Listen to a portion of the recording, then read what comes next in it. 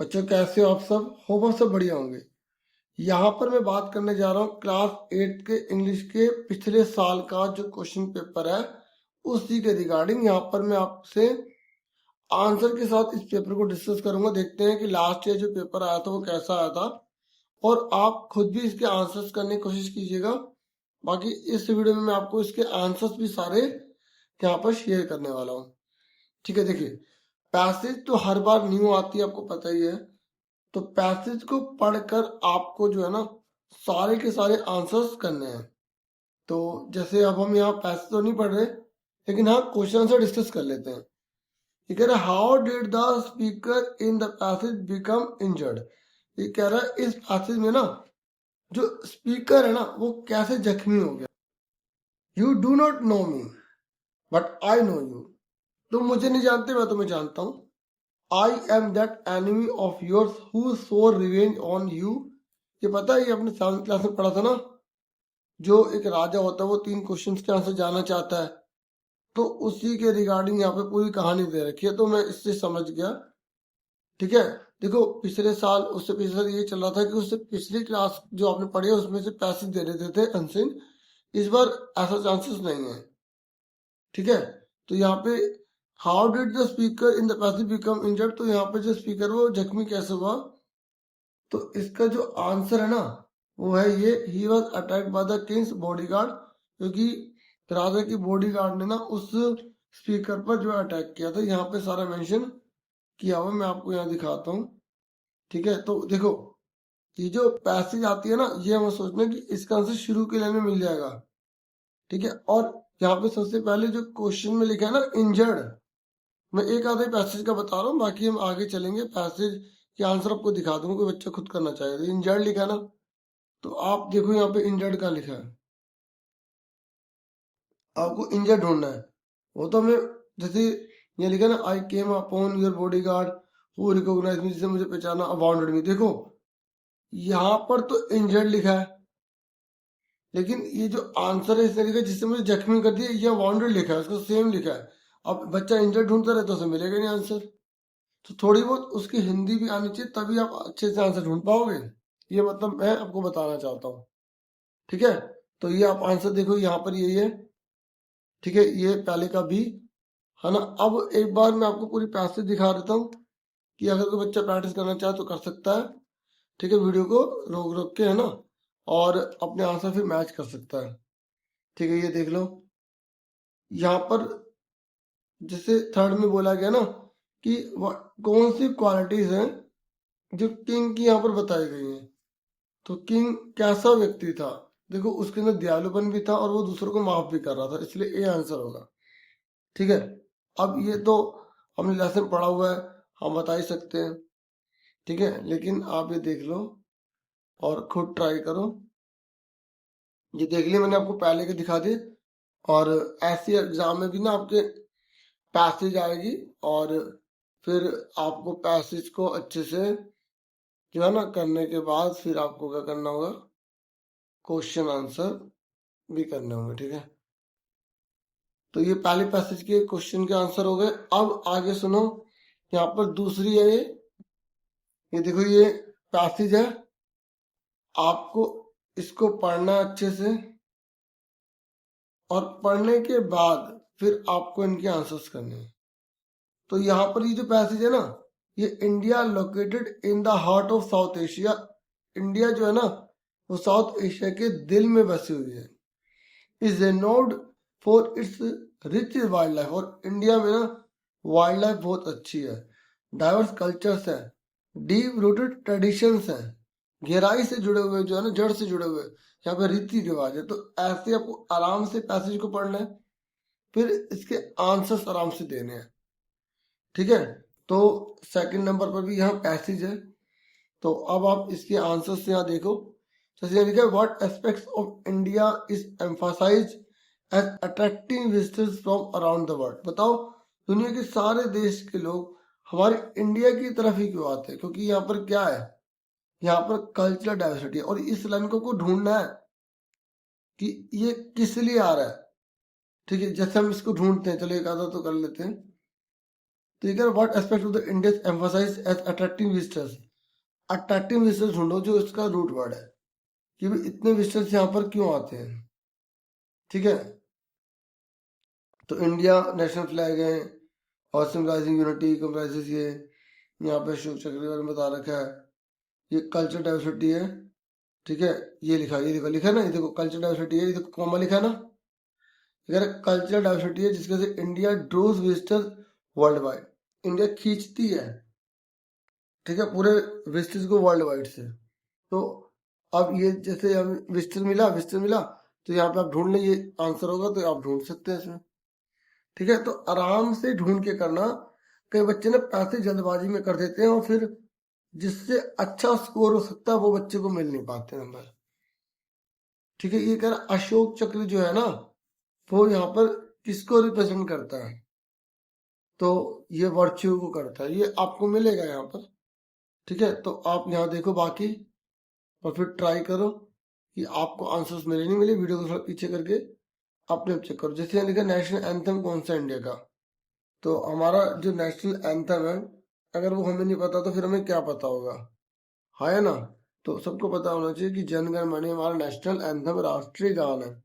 ठीक है, अब ये मत सोचें कि जैसे बच्चे ने लगा दिया तो क्यों लगा दिया, देखो उसने हो सकता है जैसे वंदे मातरम बड़ा शो हो रहा हो या नेशनल एंथम है तो उसको लगा ये है, तो देखो उसने ध्यान नहीं दिया, ये फुल स्टॉप है, यहाँ से पूरा चलता हुआ आ रहा है, यहाँ कोमा लगा तो ये कोमा इसको इंडिकेट कर रहा है।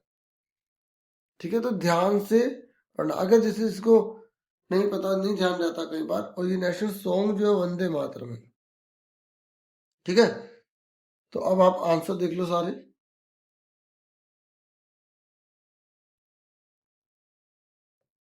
अब उसके बाद देखो जो नेक्स्ट है हमारा, यहाँ पर देखो मैंने ना आपको लेटर और डायरी एंट्री के रिगार्डिंग एक छोटी सी वीडियो प्रोवाइड की है 5-6 मिनट की, आप वो भी देख लेना।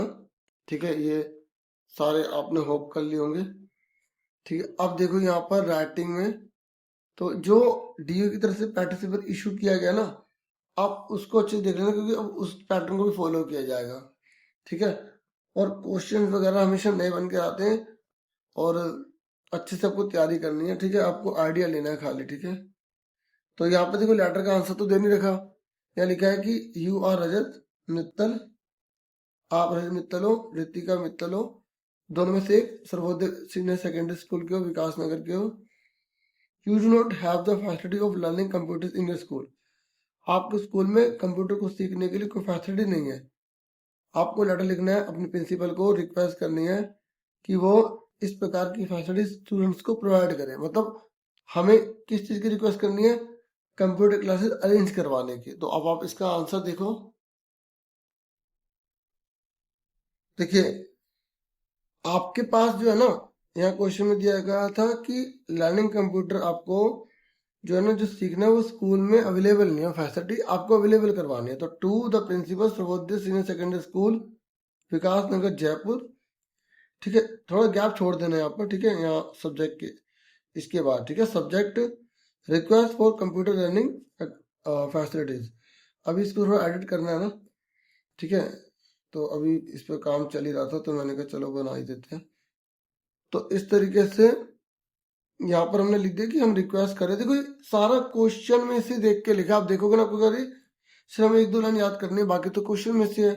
आप यहाँ देखोगे, नोटिस करो, रिस्पेक्टेड सर या मैडम दोनों में से लिखना, I am a student of your school, मैं आपके स्कूल का स्टूडेंट हूँ। ठीक है, और मैं ये कहना चाहता हूँ कि हमारे स्कूल में कंप्यूटर लर्निंग फैसिलिटी अवेलेबल नहीं है। ठीक है, और टुडे के टाइम में, आज के टाइम में कंप्यूटर जो है उसकी जो एजुकेशन है बहुत इंपॉर्टेंट है स्टूडेंट्स के लिए। तो इससे स्टडीज में काफ़ी हेल्प मिलेगी, फ्यूचर जो करियर है उसमें हेल्प मिलेगी। इसलिए मैं आपसे रिक्वेस्ट कर रहा हूँ कि हमें कंप्यूटर क्लासेस जो है वो क्या की जाए, प्रोवाइड की जाए, कंप्यूटर लैब जो है ना प्रोवाइड किया जाए और स्टूडेंट्स के लिए। ठीक है, और थैंकिंग यू सविडेंटली, देखो बहुत सिंपल लैंग्वेज में लिख दिया गया। तो मैंने कहा ये जो पिछले साल आया ना तो कई बार ऐसी चीजें रिपीट हो जाती, जैसे यहाँ पे कंप्यूटर का आया, हो सकता है आपके एग्जाम में इंग्लिश क्लासेस का आ जाए। ठीक है, या स्पोर्ट्स एक्टिविटीज के लिए आ जाए, तो आपको थोड़ा सा चेंज करके आराम से लिख देना है। समझाई। अब उसके बाद नेक्स्ट क्वेश्चन देखो, यहाँ पर जो नेक्स्ट है देखो और में क्या है, और में क्या है, ये कह रहा है यू आर मनोज या Manu a student of class 8, अब 8वीं क्लास के हो, an international book fair is going to be held in your city सोन।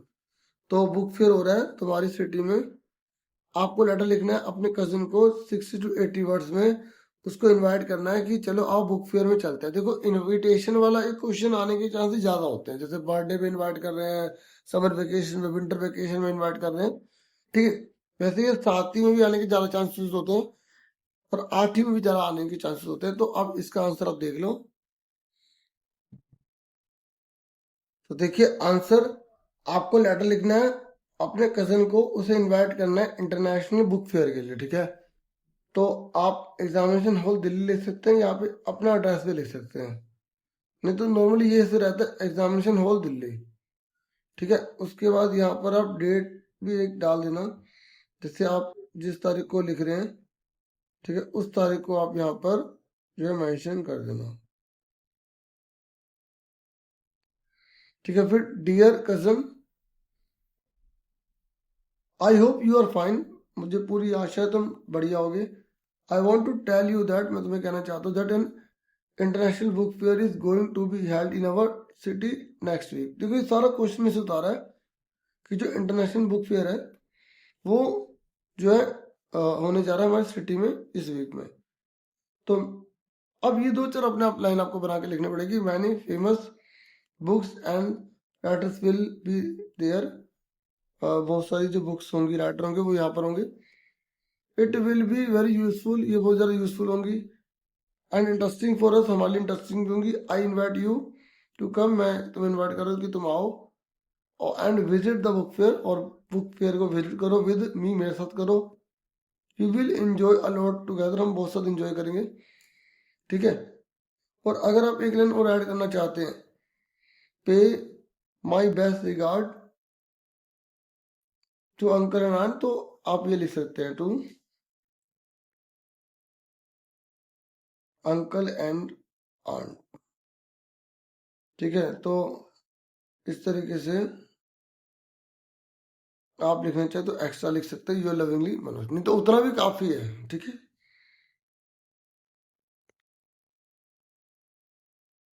मतलब नमस्ते आप अंकल और आंटी को कर रहे हो, ठीक है ना।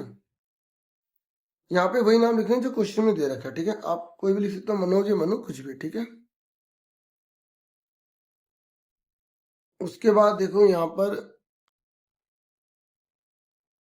ठीक है, 4th नंबर पर ना, यहाँ पर आपको बोला गया कि आप सोनालियो या शिवमो, और बताया जा रहा है कि it was the happiest day of your life when your teacher inform you that you have been selected as the best dancer of the year, ठीक है। ये आपका बहुत बड़ा दिन था, सबसे मतलब खुश बीतने वाला समय था जब टीचर ने आपको बताया कि आप सेलेक्टेड हो गए हो best dancer of the year के रूप में।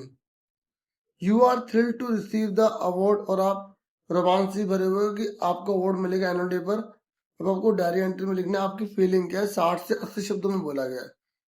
तो देखो आपको बिल्कुल सिंपल लाइंस का यूज करना है, और कुछ चीजें तो आपको यहीं से मिल गई, कहीं वर्ड्स कहीं जैसे 60 वर्ड बोला है, कम से कम तो 15-20 तो यहीं से मिल जाएंगे, ठीक है। अब बाकी आप आराम से कर लोगे। ये देखो सबसे पहले आपको क्या करना है, यहाँ पर ये पूरा आप स्क्रीनशॉट ले सकते हो। सबसे पहले आपको यहाँ पे डेट लिख देनी है, फिर डे, फिर टाइम लिख देना, ठीक है। बाकी जैसे मैंने टाइम को नीचे लिखा है, एक बार ऑफिशियली जो इन्फॉर्मेशन होती है ना कि भाई टाइम को सबसे ऊपर लिखना है नीचे, उसके लिए मैं आपको अलग से भी इन्फॉर्म एक बार कर दूंगा, ठीक है। तो उसके बाद डियर डायरी लिखा। अब देखो ये सारी लाइन क्वेश्चन में से ले ली हमने। Today is the happiest day of my life, my teacher inform me that I have been selected as the best answer of the year, देखो सारा लिख दिया। अब यहाँ पर जैसे आप क्वेश्चन में देखो, यहाँ पर ये लिखा ना it was happiest day of, यहाँ यूर है ना तो यूर की जगह माई कर दोगे, व्हेन माई टीचर इन्फॉर्म मी कर दोगे। तो आपको इसको यूर को ना फर्स्ट पर्सन में कन्वर्ट कर देना है, तो आराम से आप बहुत सारी लाइनें क्वेश्चन में से उतार लोगे।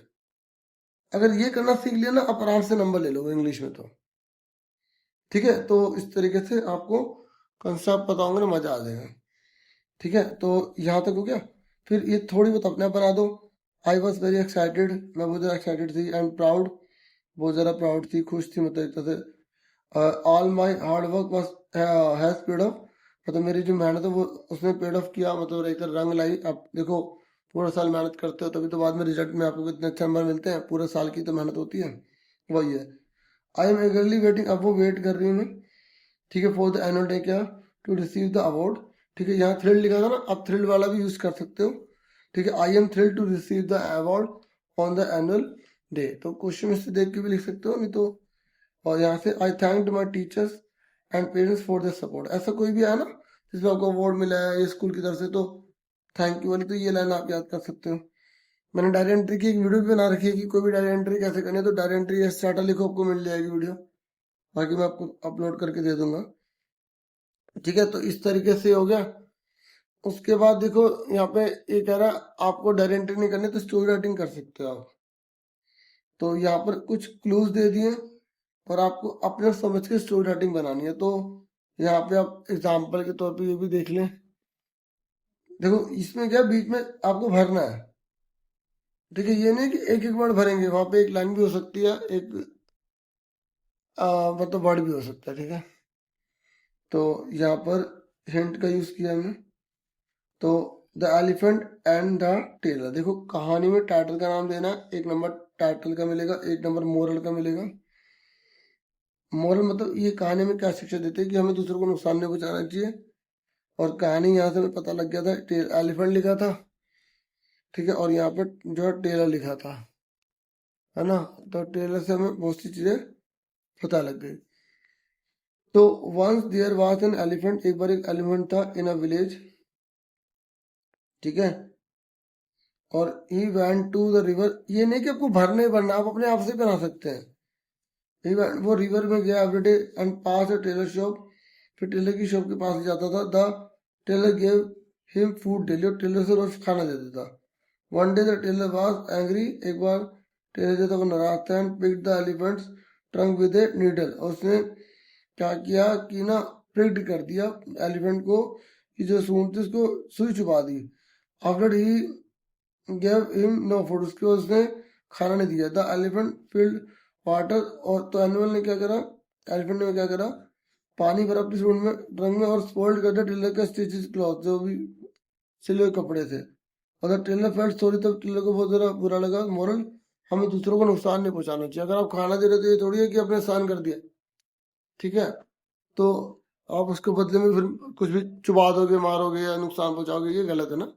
ठीक है, तो इस तरीके से यहाँ पे हमने इसको यूज करा।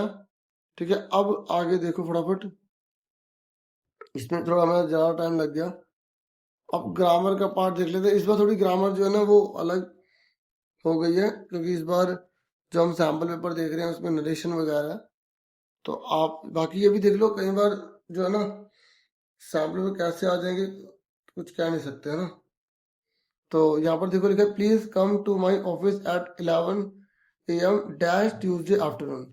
तो यहाँ पर आपको बताना है कि आंसर क्या आएगा। तो यहाँ पर जब डेज आ जाए ना, डेज, तो उसमें ऑन ही लगाया जाता है, ऑन ट्यूजडे आफ्टरनून, मतलब मेरे ऑफिस में 11 बजे ट्यूजडे आफ्टरनून को आ जाना। ठीक है, तो यहाँ पर ऑन है।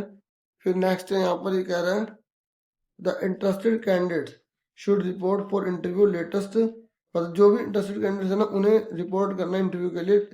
जब एक समय सीमा निर्धारित कर दी जाती है ना, तो यहाँ पे तक लगाया जाता है। तक मतलब बाय लगाएंगे, इतने बजे से पहले पहले इस तारीख तक सब आ जाएंगे, अपने आप को रिपोर्ट कर देंगे, बाय लगाएंगे। ठीक है, तो इसका आंसर ये है। और जब हम रीडिंग बहुत ज्यादा करते हैं ना, तो ग्रामर का पैटर्न में पता लग जाता है। ठीक है, यहाँ प्रिपोजिशन भरनी है आपको। अगर every morning he wakes up early and reads the newspaper before heading dash work, तो मतलब अपने काम पर जाने से पहले ही मतलब जो है वो न्यूज़पेपर को पढ़ लेता है, तो यहाँ टू आएगा। ठीक है, उसके बाद यहाँ पर देखो the teacher divided the sweets, देखो जब टीचर डिवाइड कर रहे हैं स्वीट्स को, यहाँ पे ऑल द चिल्ड्रन है। जब दो से ज्यादा होते हैं ना, तो वहां पे अमंग लगाया जाता है। क्या लगाया जाता है? अमंग लगाया जाता है। फिर ये कह रहे हैं she has not eaten anything dash last night, तो उसने जो है ना पिछली आज से कुछ भी निकाला तो सिंस एक टाइमिंग को शो कर रहा है। बाकी अब आंसर देख लो, ठीक है।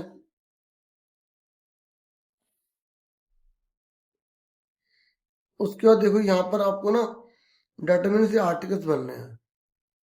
तो अब बताओ दोनों में से कौन सा वर्ड आएगा। House is bigger than hers, तो देयर हाउस इज या देयर हाउस इज, ये देयर होता है वहां, ये होता है उनका। अगर इनका मीनिंग आया तभी कर लोगे। तो उनका घर उसके घर से मतलब उनके घर से बड़ा है, तो यहाँ पे उनका घर आएगा, वहां घर तो हो नहीं सकता, कंपेयर कर रहे हैं। तो यहाँ पे THEIR वाला आएगा। फिर यहाँ पे कह रहा है मैनी हमारे, देखो मैनी लगाते हैं जिसे गिन सकते हैं, हमारे जिसे गिन नहीं सकते। तो many people believe that money can't buy happiness, बहुत से लोग मानते हैं कि जो पैसा है ना उससे खुशी नहीं खरीद सकते हैं।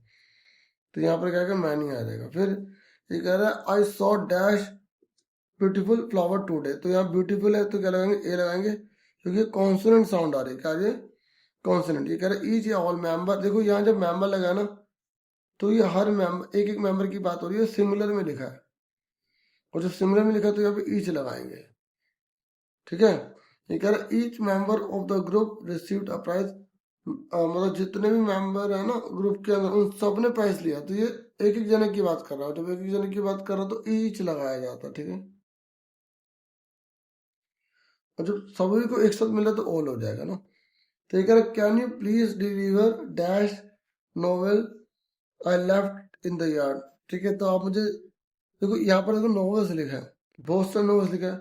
क्या आप उन नॉवेल्स को दे सकते हो जो मैंने यार्ड में छोड़ दिए थे। तो यहाँ पे दो से लगाएंगे, ठीक है, एक नहीं है ना, ठीक है। तो अब आंसर देख लो आप यहाँ पे,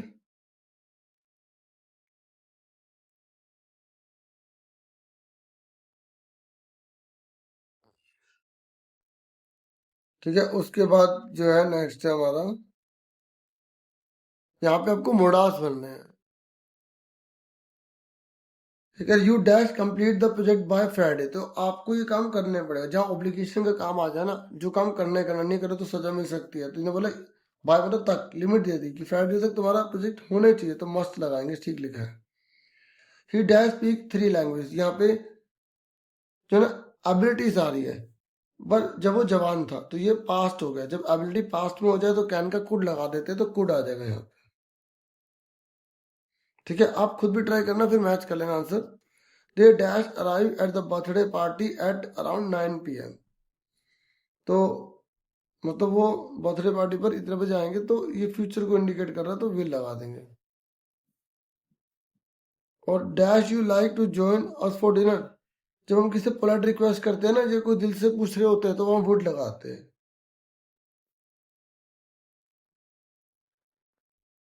ठीक है। तो आगे देखिए,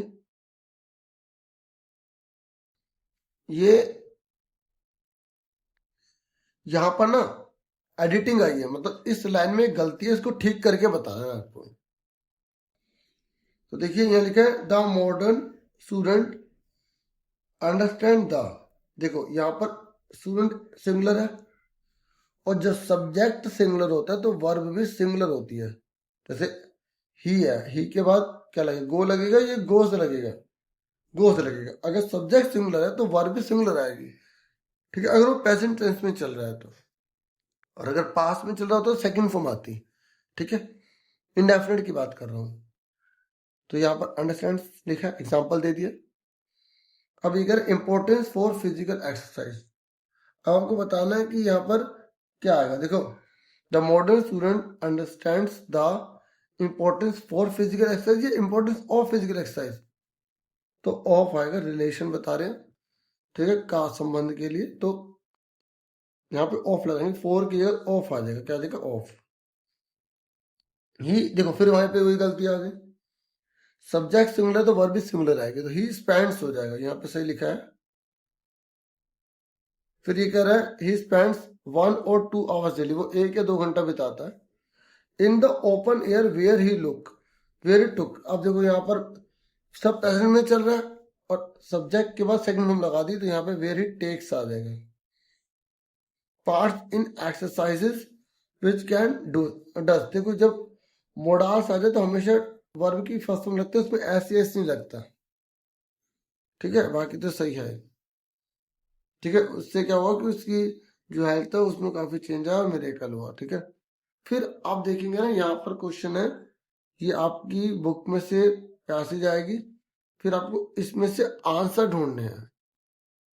देखो ये लिखा है, जोड़ी was thinking about dash when they pass the clearing. तो यहाँ पर आप ढूंढना है कि ये किसके रिगार्डिंग यहाँ पर कह रहा है। तो जोड़ी वॉज थिंकिंग अबाउट, जोड़ी सोच रहा था डैश के बारे में। तो ये ढूंढो, देखो यहाँ लिखा थॉट।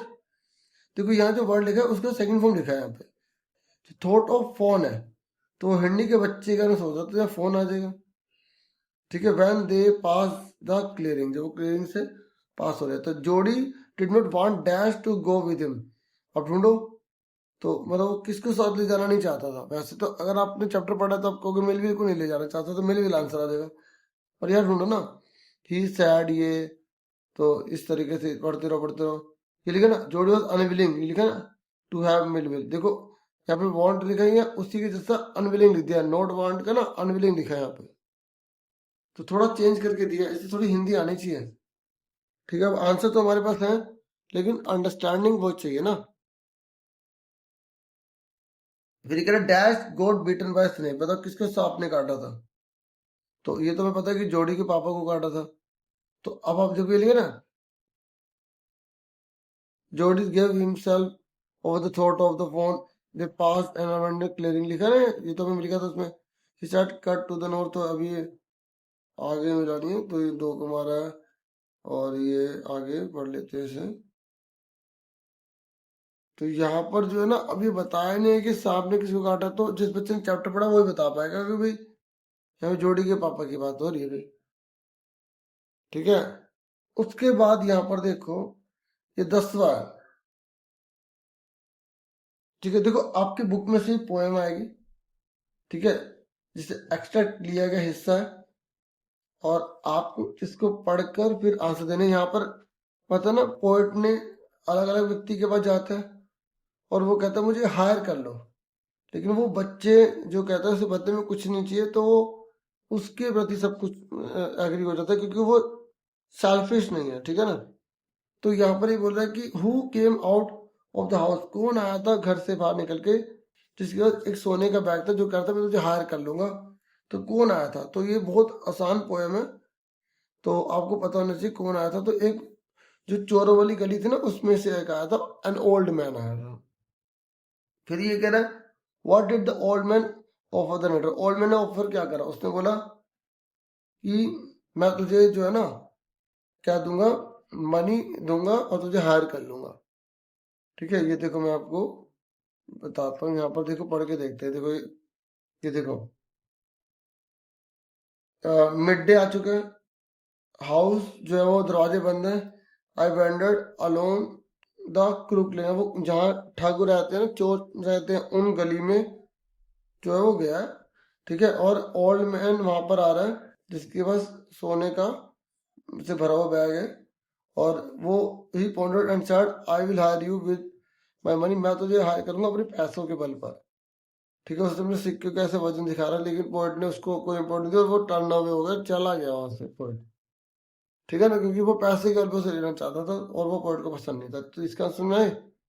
फिर ये कह रहे how did the old man way his coin, तो उसने अपने जो कॉइन है उसका वे कैसे किया। तो यहाँ पर ये लिखा ना, वन बाय वन, एक एक करके। तो यहाँ पे आपको आंसर मिल भी जाएंगे। ठीक है, ये आ गया वन बाय वन। तो ये देखो, ये हमारा आंसर यहाँ पर ये लिखा हुआ है ना। उसके बाद यहाँ पर ना आपकी बुक में से देखो ये क्वेश्चन करने जरूरी है, पिछले 3-4 साल के पेपर जितने भी है ना, उन सबके ये क्वेश्चन कर लो, रिपीट ही हो रहे हैं फिर भी। ठीक है, और जो प्रैक्टिस पेपर दे रखे वो ले कर लो। तो आप बता, the old man offered the speaker a lot of money, old man ने स्पीकर को लॉट ऑफ मनी ऑफर करी। Why did he turn down the offer, उसने इस ऑफर को मानने से इनकार क्यों कर दिया।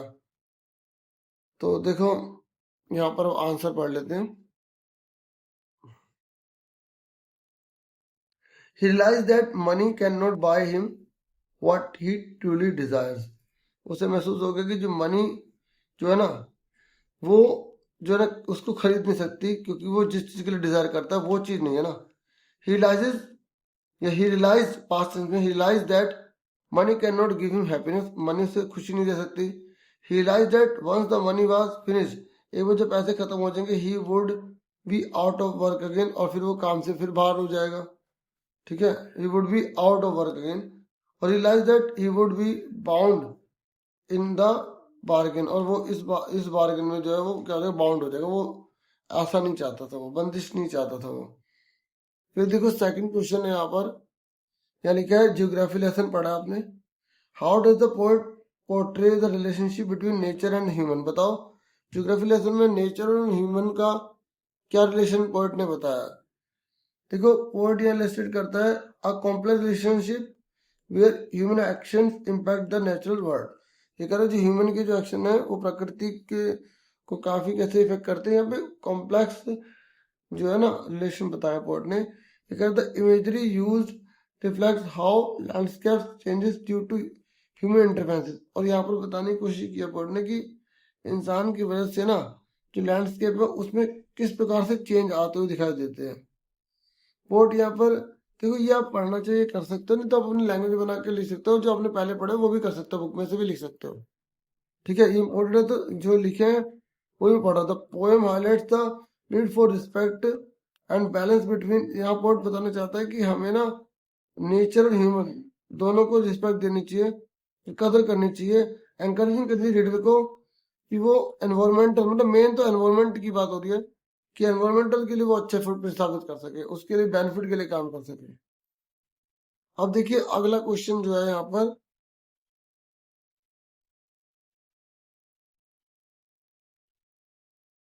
अगला how did Tilly Smith save her family from the deadly gas, बताओ टिल्ली ने कैसे बचाया था। देखो टिल्ली जो स्मिथ है ना, जो टिल्ली स्मिथ है, यूज हर जियोग्राफी नॉलेज, उसने अपनी जियोग्राफी की नॉलेज को यूज करा to recognise the warning sign and warn other to safety, उससे दूसरों को वार्न कर दिया। ठीक है, नोटिस द साइन, उसने साइन को नोटिस किया। मेन मतलब उसके टीचर्स ने जो बताया था उसको उसने याद रखा, और उसने और बहुतों की जो है जान बचा दी थी। फिर देखो यहाँ नेक्स्ट है, यहाँ पर ये कह रहे मैसेज क्या दिया गया है the ant and the cricket poem में। तो आप सारी पोएम के मैसेज एक बार जरूर कर लेना, ठीक है, क्योंकि हो सकता है कोई एक आ जाए। तो मैसेज यहाँ पर बताया गया है कि not waste our time in idle pursuit, मतलब फालतू की चीजों में अपना टाइम वेस्ट कभी नहीं करना चाहिए। ठीक है, हमें अपने आप को जो prudent and diligent in our work, अपने काम को मतलब ईमानदार से करना, अपने काम के प्रति जो है ईमानदार होना, ऐसे रखना चाहिए। The poem teaches us that we should plan ahead for the future, और ये पोएम बताते हैं हमें फ्यूचर के लिए पहले से प्लान बना लेना चाहिए। जैसे आप अभी पढ़ रहे हो तो अपने पहले से प्लान बना लिया ना कि पहले से तैयारी कर लूंगा तो बाद में दिक्कत नहीं होगी। ठीक है, पेपर के टाइम पे बिल्कुल ही 2 घंटे पहले पढ़ रहे हो तो बेकार है ना, थोड़ा और अच्छे पहले करना चाहिए। Save some resource for the hard time, और हम जो है हार्ड टाइम के लिए कुछ रिसोर्सेज को अपने पास रखेंगे, और स्पेशली जैसे एकदम मुसीबत आ जाए तो हमारे पास पहले से संसाधन होने चाहिए, है ना। फिर उसके बाद लास्ट क्वेश्चन है यहाँ पर, अगर व्हाई डिड जोडी bring the phone back home, बताओ जोडी जो है वो फोन को अपने घर में वापस क्यों लाना चाहता है। तो यहाँ पर आप बता दोगे कि उससे ना बहुत बैड फील हो रहा था कि उन्होंने फोन की माता को मार दिया था अपने पापा की लाइफ को बचाने के लिए, और फोन जो है वो अनाथ हो गया था। The fawn was orphaned, Jodie's action left the fawn an orphan and he felt responsible for returning the date, और वो ये महसूस कर रहे थे कि हमें जो कर्जा एक तरह से चढ़ गया ना उसे हमें उतारना चाहिए। तो फोन वुड लाइकली स्टार, और उसे लग रहा था कि वो भूखा रह जाएगा विदाउट इट्स मदर, अपनी माँ के बिना। The fawn was likely to starve to death in the forest, और अगर वो भूखा रहेगा तो मर जाएगा, है ना। इसी बात को ध्यान में रखकर वो उसे वापस लाना चाहता था। आप इसे पढ़ लें क्योंकि पिछले साल आ चुके हैं तो आने के चांसेस हो सकता है एक आधा आ जाए। ठीक है, बस नॉलेज के लिए पढ़ ले, बना बना के लिख दें। तो इतना ही था इस वीडियो में, और भी बहुत सारी वीडियो सबको दी जाएंगी। अपना पूरा ध्यान रखें, खूब मन लगा के पढ़ाई करें। Thank you for watching and take care.